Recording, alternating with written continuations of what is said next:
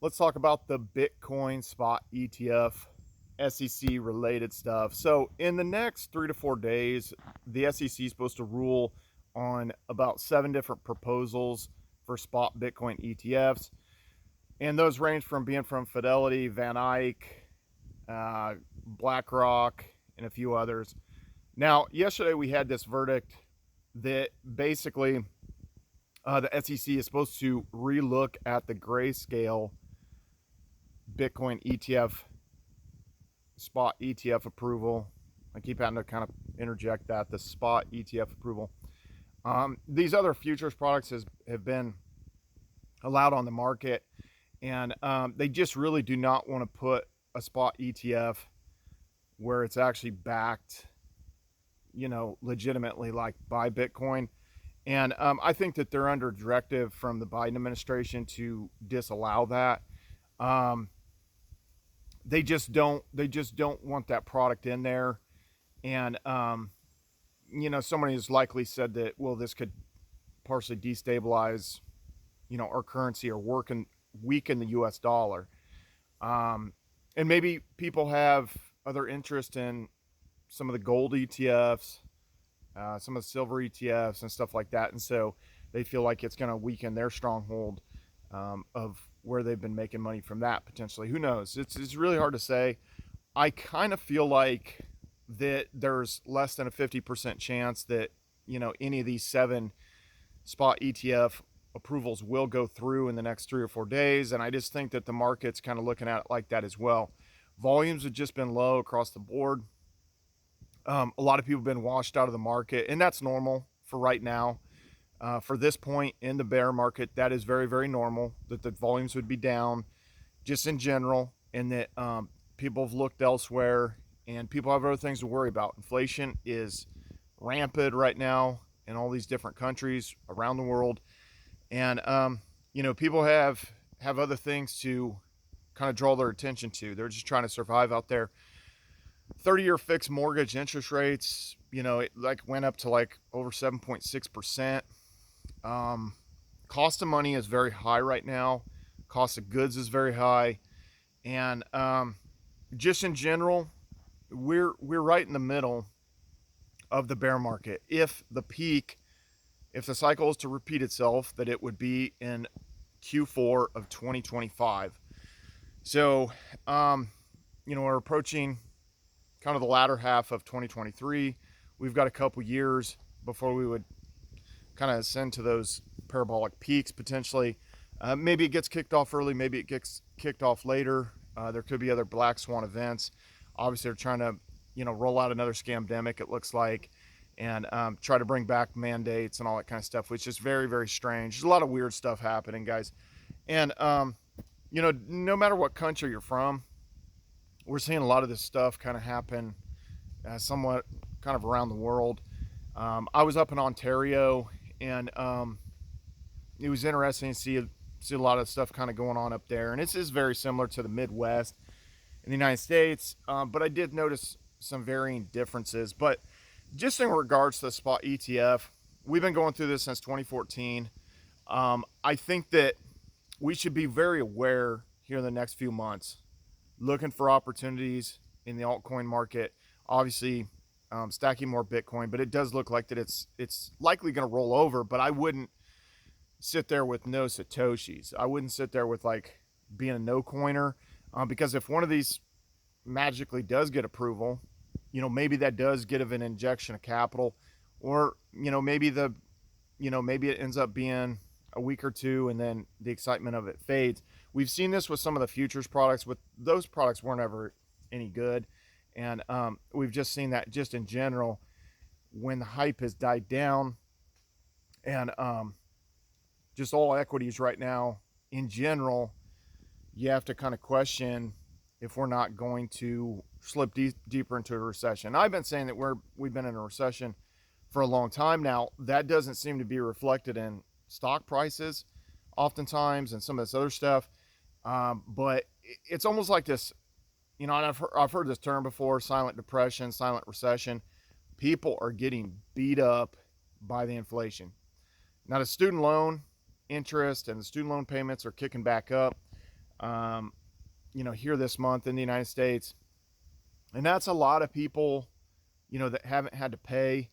And, if they start paying on that and everything like that, that's going to take money further out of their bank account and have it directed to this other stuff. So people's disposable income is not looking good. And, maybe they splurged a little bit to go on some vacations or go on this or that trip and flex on Instagram, flex on social media and get out there and enjoy the summer and stuff like that. And now, they could be kind of heading towards the winter where they're not going to be kind of spending as much. Now, I'm seeing a lot of opportunities pop up in the altcoin markets and keeping my eyes on a lot of things. And even with this Litecoin play, guys, if you were following me before, and I warned that before the halving, pretty much like a couple weeks, a month before, the volumes weren't looking good, and then all the stuff that was in the mid 90s, especially up to 100, it popped on up to about 106 or so like that to feather out.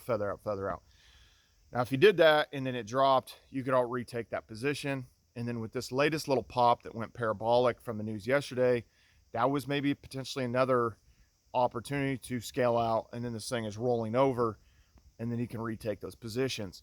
I'm not telling you to trade in and out per se, but that is one opportunity. Somebody could just focus on one coin, whether that be Bitcoin, whether that be Litecoin, and just kind of knowing sort of the trends on that.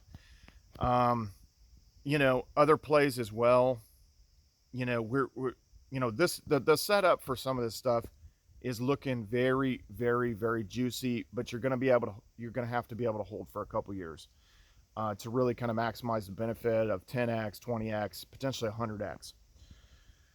There are some that I'm looking at that I think will be 100x bangers. And the other thing to keep note on is Elon Musk. They have been filing for the money transmitter licenses in all the different states in the United States to roll out, potential offerings and stuff on X, which was, formerly Twitter and stuff like that. So we have to watch out for that. And obviously Dogecoin would be a potential major benefactor to that. At least, if people could send Dogecoin around and stuff like that, it would increase the utility of Dogecoin. And guys, I don't want to underemphasize that all roads lead to the Doge, because if you look at a lot of these SEC filings and all these lawsuits that they've done, if you look in the top 10, there's not a lot up there that they're not declaring as a security outside of Doge. Okay, you got Bitcoin, you got Ethereum. Let's say they're safe. Then you go on down, you have some of these stablecoin offerings that have been, essentially labeled securities. They're going to have issues. And then you have, other various things that have been labeled securities, whether you talk about Solana, Tron, BNB, all this kind of stuff.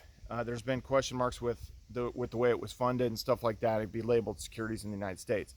Now, I don't think that those things are going to go away.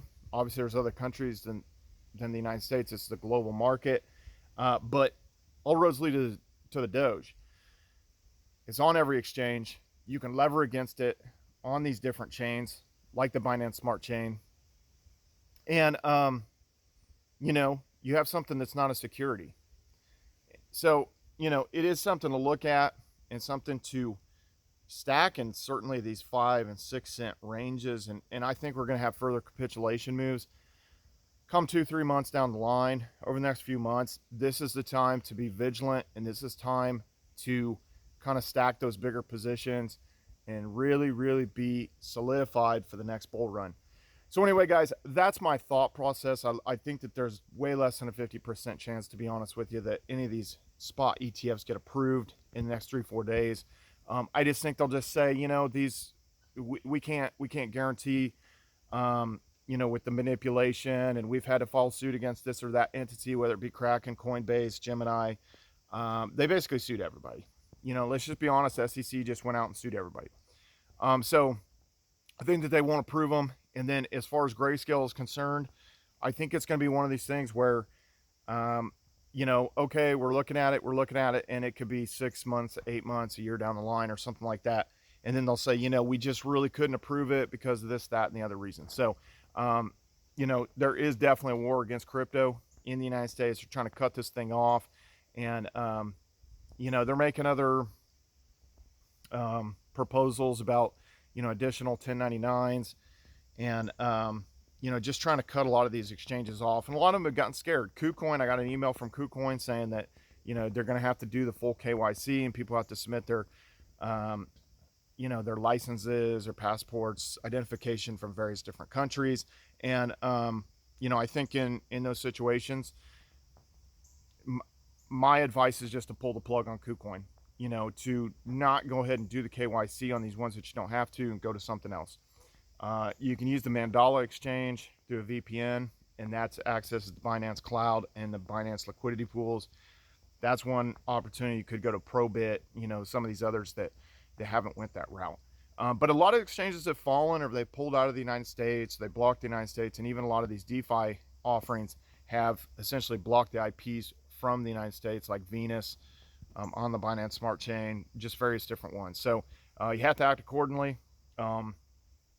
You know, and again, this is maybe like a slight hurdle and stuff like that, but it's not like crypto is going to go away or anything like that. I'm very bullish on crypto, and I want to re-emphasize that.